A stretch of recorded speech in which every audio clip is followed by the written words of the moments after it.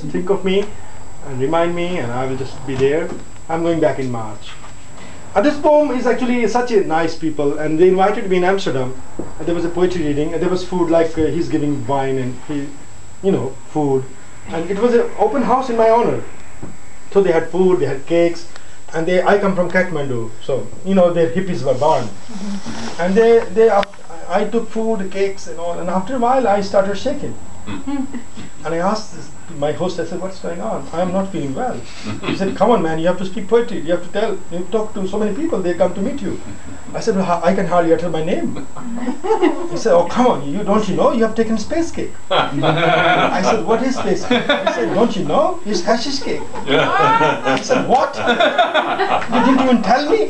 He said, well, you come from Kathmandu, you must know this. I thought I'm dying. It was a near-death experience. So and more they tried to convince me that I'm alright, more panicked I became. I thought I had taken many pieces. Probably I want to die. It has gone into my system. And I really, it was a near-death experience. But it's a cultural, conflict. So the poem is called Space Cake Amsterdam. Don't panic, they said. Remain cool like your Krishna. Meditate maybe like Buddha, uttering Om Mani Padme, jewel in the lotus.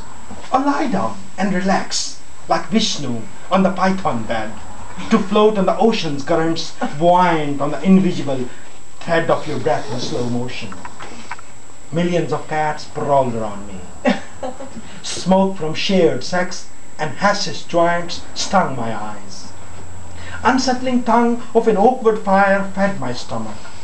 I squinted queasily towards the formidable edge, unknown ominous frontiers of human life.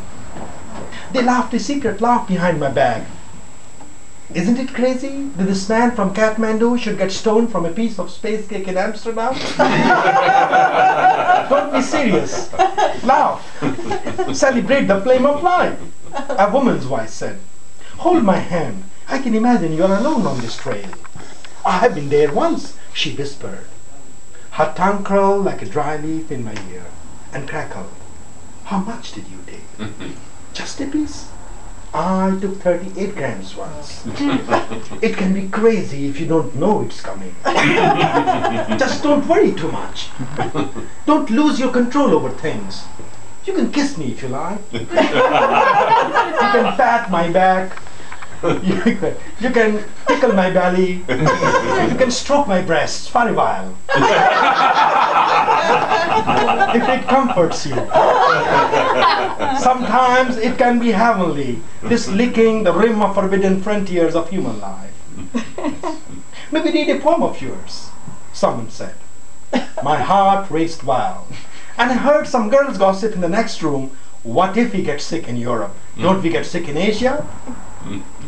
You won't go psychotic. Remember one thing, whatever happens, you can always make a comeback.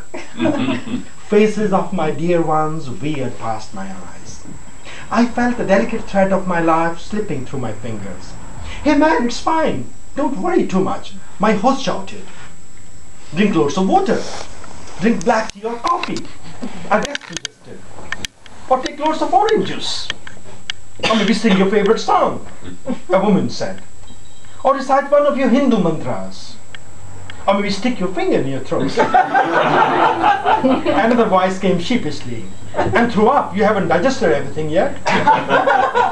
Questions came like wind slaps. Can you tell me what they call boredom in your mother tongue? Do you remember my email account and password? Discuss your children, if you have any. Shall I bring my little daughter before you? Maybe you would feel better seeing her brilliant eyes. I imagined a child's face and clung to it, like a penitent would hold on to a sacred cow's tail in his afterlife, and slept on it, all through the river of blood. Hours passed by, and then I heard someone say, what if we had freaked out? What if death had stalked our house tonight? Hearing these words, I woke up, knowing I had come back, stepped on the familiar shores of life, where death is feared, a distant, distrustful thing. My drowse burst, like a glacier that cracks from rumble of a seed of fire that explodes somewhere in Earth's deep sleep.